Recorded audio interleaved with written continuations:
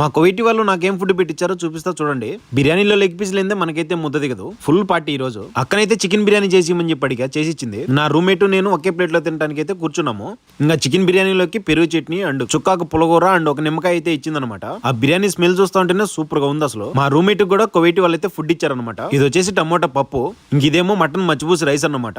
Chicken biryani ముందుండగా ఇవన్నీ దండగా అని చెప్పి పక్కన పెట్టి పెరుగు చట్నీ అయితే వేసుకొని మంచిగా లాగిచ్చేసా. పెరుగు చట్నీ ముద్ద ముక్క నోట్లో పెట్టుకుంటా ఉంటే నరాలు అయితే చిట్లిపోతున్నాయి. అసలు టేస్ట్ మాత్రం వర్త్ వేరే లెవెల్ ఉంది నిజంగా. అది తింటుండగానే మా రూమ్మేట్ కి పాయ సూప్ అయితే ఇచ్చారనమాట. మొత్తం ఎముకలు భలే ఉన్నాయి అసలు.